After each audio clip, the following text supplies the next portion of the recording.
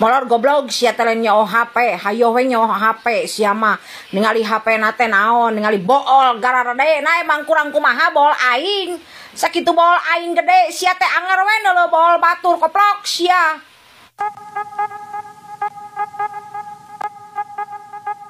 Halo CSSku, berjumpa kembali dengan Manusia Madesu di Easy Film. Baiklah, berikut ini gua akan meringkas sejarah terbentuknya klub motor bernama Warlock MC. Meski awalnya hanya pencinta motor, namun mereka kemudian menjadi salah satu geng motor paling berbahaya di Amerika. Oke CSSku, sebelum kita mulai seperti biasa, kita intro dulu guys. Padahal kita mencari manusia, membotakkan mata, mengosongkan jiwa. Saya kesunyian, tak lagi kau dengar. Inilah saatnya engkau melihatnya. Ikutlah bersamaku, berjalan bersamaku, dengan apa yang membara, dengan asap bermakna. Marilah harapan jadi kenyataan. Marilah harapan jadi kenyataan.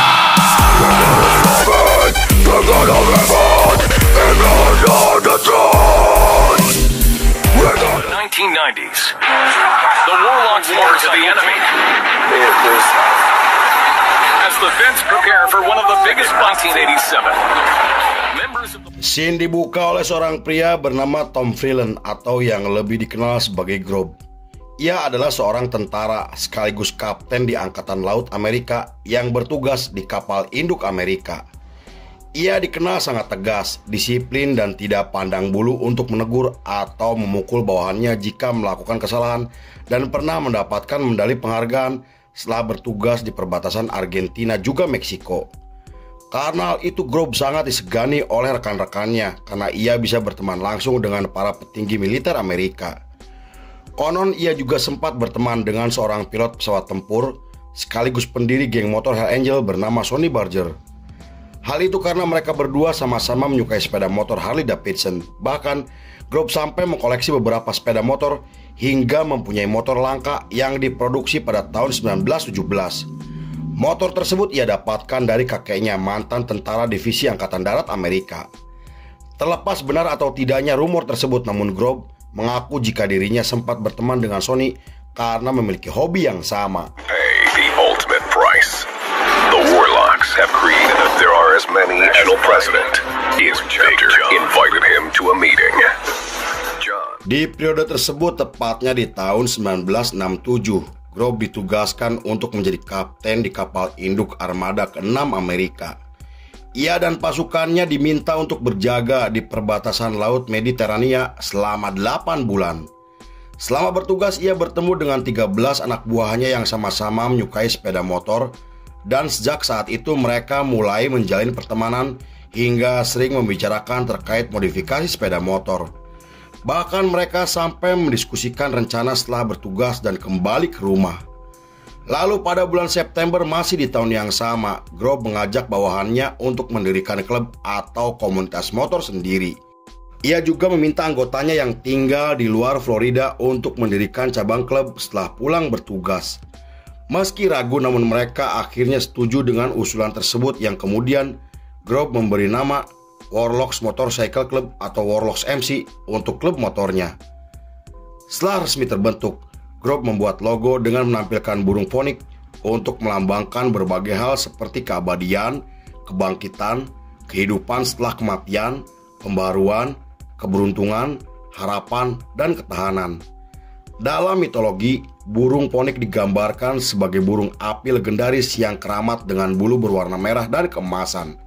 Namun menurut mitologi Yunani dan Mesir kuno, burung tersebut dikaitkan sebagai dewa matahari yang harus dihormati. Modern day bikers, an unbreakable unity they call brotherhood. As few outsiders have ever seen. 1 tahun kemudian, klub tersebut telah memiliki lebih dari 50 anggota yang sebagian besar berasal dari masyarakat sipil. Mereka adalah orang-orang yang memiliki hobi otomotif hingga mengkoleksi Harley Davidson. Saat itu mereka sering berkumpul setiap malam minggu sampai berkendara bersama untuk berlibur keluar kota. Hal itu mereka lakukan untuk mempererat tali persaudaraan sesama anggota dan menganggap jika anggota lain sebagai saudara sendiri. Meski tidak mempunyai struktur organisasi, namun Grob dinobatkan sebagai pemimpin tertinggi atau presiden di klub tersebut. Pada tahun 1969, Grob menjalankan tugas terakhirnya untuk berjaga di perbatasan Laut Korea selama 2 bulan. Lalu setelah kembali ke negaranya, pada bulan April masih di tahun yang sama, Grob memutuskan pensiun dari militer hingga meninggalkan jabatannya sebagai kapten militer. Hal itu ia lakukan karena ingin fokus dengan klub motornya setelah memiliki banyak anggota yang tersebar di seluruh Florida.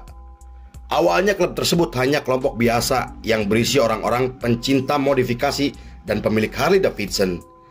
Namun seiring berjalannya waktu, mereka berubah menjadi kelompok geng kriminal yang terlibat dalam perdagangan narkoboy dan obat-obatan terlarang.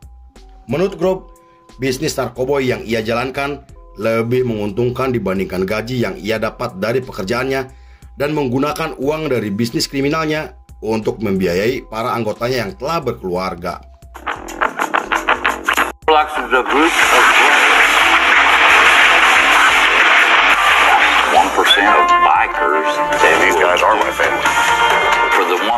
Beberapa bulan kemudian, Grob mulai merancang struktur organisasi hingga mendirikan markas pusat di pinggiran kota Orlando.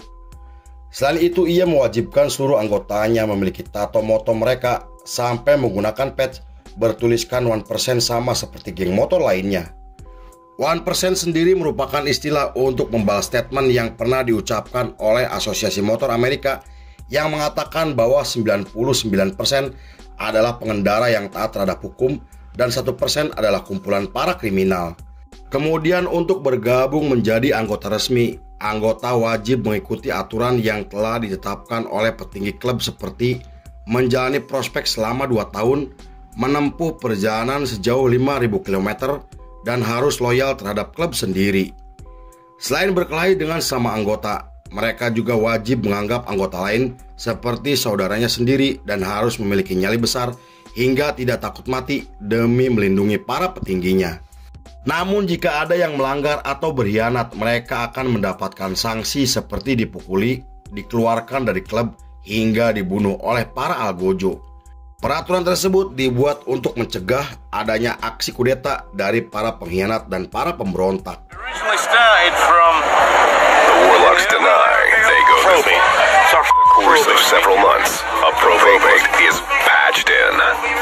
Pada tahun 1970 mereka terlibat konflik dengan Harvey Warlock MC, geng motor asal Pennsylvania, karena menggunakan nama yang sama. Klub tersebut dikenal sebagai salah satu klub motor paling rasis di Amerika karena hanya menerima anggota dari kaum kulit putih. Mereka juga memiliki ideologi neo-Nazi hingga terlibat dalam gerakan Front Nasionalis atau organisasi supremasi kulit putih. Selain menganggap ras lain sebagai ras paling rendah, mereka juga menyebut jika dirinya sebagai ras paling superior dan ingin menjadikan Amerika sebagai negara yang hanya dihuni oleh kaum kulit putih. Di sisi lain, ketika 2 anggota Warlock MC sedang melakukan perjalanan ke California, mereka dihadang dan ditembaki oleh Harvey Warlock MC, musuhnya. Meski tidak menimbulkan korban jiwa, namun penembakan tersebut memicu konflik yang lebih besar yang membuat kedua klub tersebut mulai saling serang. Bahkan ketika Harvey menjalin aliansi dengan Pagan MC, Grob menemui pemimpin dari salah satu geng motor terbesar di Amerika, yaitu Hell Angels. Dalam pertemuan tersebut, mereka sepakat untuk bersekutu dan menjalankan bisnis narkoboy bersama hingga saling melindungi satu sama lain jika terjadi peperangan. Hal itu bukan tanpa alasan karena di periode tersebut, Hell Angel dan Pagan MC merupakan musuh bebuyutan yang sering terlibat perang, dan Hell Angel pernah membakar markas Pagan MC setelah 5 anggotanya dihabisi dengan cara yang sangat keji. Just what the Hells Angels are all about. Over the next 2 motorcycle gang in the world set up chapters across the United States. There is a big attraction there, drug attraction. Pada tahun 1971, mereka dan Hell Angel menyerang markas Harvey Warlock MC di Ohio. Penyerangan tersebut mengakibatkan 5 anggota Harvey meninggal dunia dengan luka tembak di dada dan kepalanya. Selama 2 tahun, mereka dan Hell Angel terus melakukan penyerangan untuk merebut wilayah kekuasaan dari geng tersebut dan mulai menjadi distributor narkoboy paling menonjol di Florida, California, sampai memiliki cabang di beberapa wilayah Kanada. Dengan eksistensi mereka yang semakin membesar, Departemen Kehakiman Amerika menetapkan jika Warlock MC sebagai salah satu geng paling berbahaya di Amerika, dan menurut kepolisian, Warlock MC diduga telah terlibat dalam berbagai kegiatan kriminal terorganisir seperti distribusi narkoboy, pencurian, perampokan, pemerasan, intimidasi, penyerangan, dan pembunuhan. Tak hanya itu, mereka juga membuka studio tato dan perusahaan transportasi untuk menyamarkan kegiatan kriminal mereka. Selama periode tahun 80-an, Warlock MC telah memiliki banyak cabang di beberapa negara bagian Amerika seperti Florida, Virginia, Georgia, New York, dan South Carolina. Kemudian mereka memiliki cabang di luar Amerika seperti Jerman, Inggris, Denmark, dan Norwegia.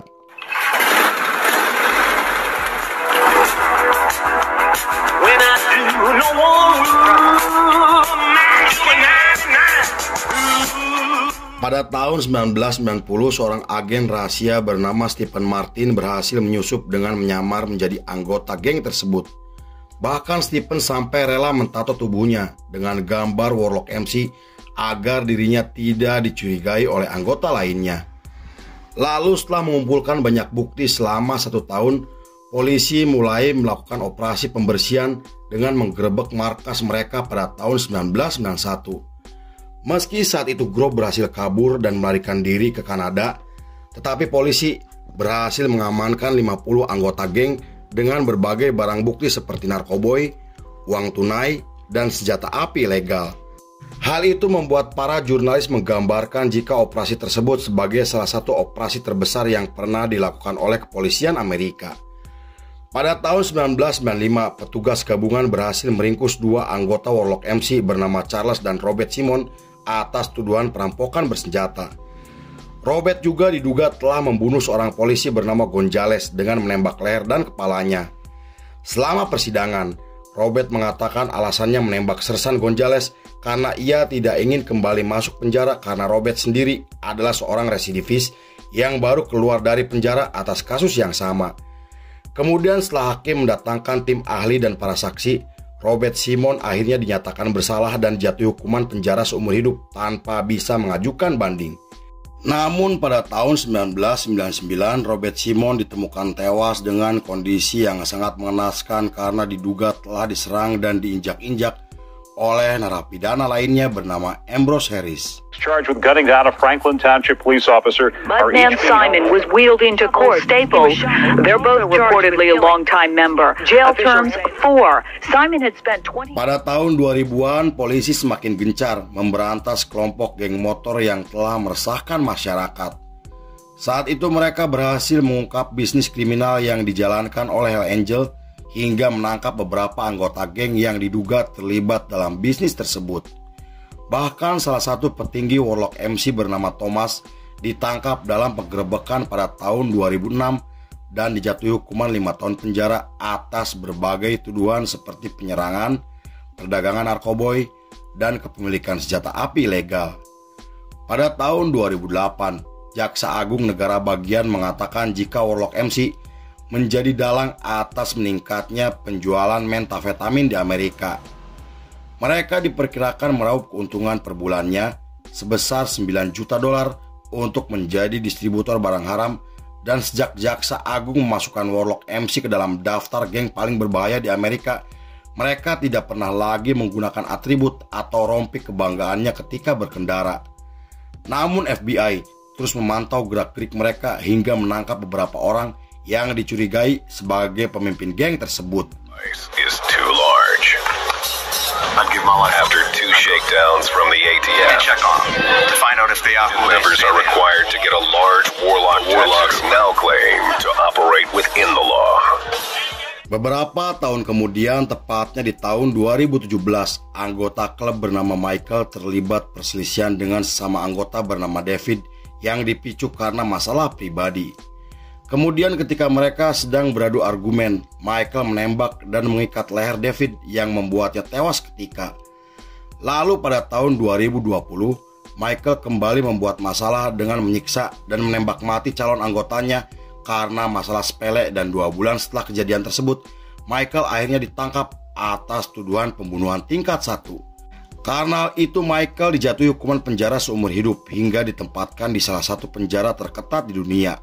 Sampai saat ini, geng tersebut masih aktif dan masih eksis meski banyak anggotanya meninggal dan dipenjara.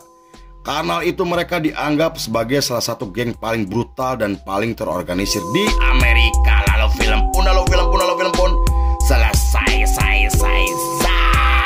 For all events like this, bring out the baddest of the bad. And hopefully, Take you guys out. You good for right now? 2 of us get in. Warlock's first of many.